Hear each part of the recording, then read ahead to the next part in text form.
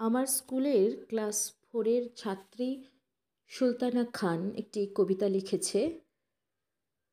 সেই কবিতাটি আজ পরীক্ষার 2025-এর যে শেষ দিন, পরীক্ষা দেওয়ার পরে সে সেই কবিতাটি আমার হাতে তুলে দেয়। আমি, অর্ঘ্য স্যার এবং বাকি যে সমস্ত শিক্ষকগণ ছিলেন, সেই মুহূর্তে সে আমাকে বলে ওটা পড়তে। আমি 2 লাইন পড়লাম। সেই সময় একটু সকলের মনই ভারাক্রান্ত ছিল, বিশেষ করে যারা 4-5 এবং মানে ঠিক বিদায় বেলার বাঁশি বাজার আগে যে মুহূর্তটা তৈরি হয় যে সমস্ত শ্রেণীতে তারা সেখানে পড়ায়, তারা হয়তো প্রতি বছরই কিছু না কিছু অনুভব করে। এই সময়টা তাদের কাছে একটু কষ্টদায়ক, কিন্তু তার চেয়েও বেশি কষ্টদায়ক হয় এই সমস্ত বাচ্চাদের যারা শিক্ষক শিক্ষিকাকে তাদের জীবনের একটা অঙ্গ হিসাবে ধরে নেয়। কবিতাটা 2 লাইন পড়লাম, পড়ার পরে বললাম আমি পরে পড়ে নেব। পরে পড়তে গিয়ে ভাবলাম ওইটুকু ছোট্ট মানুষ সে ঠিক কতটা ভেবেছে। সে যে নিজে লিখেছে তার লেখার প্রত্যেকটা ছন্দে, প্রত্যেকটা কথায় সেটা কিন্তু বোঝা যায়, কিন্তু তার লেখার মধ্যে একটা অফুরন্ত ভাবনা আছে। সেই ভাবনাটা তার স্কুলের শিক্ষক শিক্ষিকাদের নিয়ে।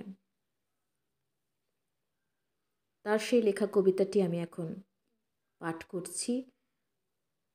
দুজনেরই ভুল ত্রুটি মার্জনা করবেন। ক্লাস 4-এর আজ শেষ পরীক্ষার খাতা বন্ধ। কলম থেমে গেল শেষ। হৃদয়ের বাঁশিতে বাজে বিদায়ের সুর, অজানা দেশ। 7 বছরের পথ চলা সবই ছিল স্বপ্নের দিন, আপনাদের আদর্শে গড়া সেই সুন্দর দিন। আপনাদের পাঠে জলে জ্ঞানের আলো যেন হার, আজ বিদায়ের বেলায় মনে পড়ে সেই হার।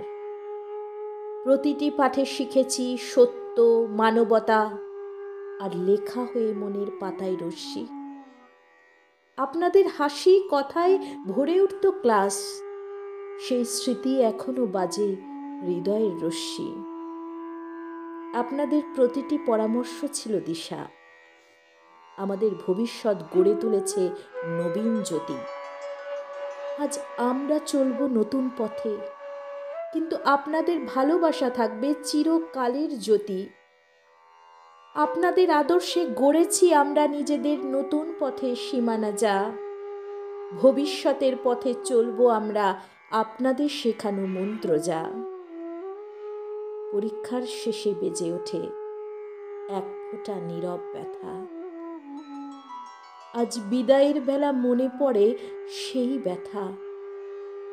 প্রতিটি অর্জনেই থাকবে আপনাদের অবদান অম্লান।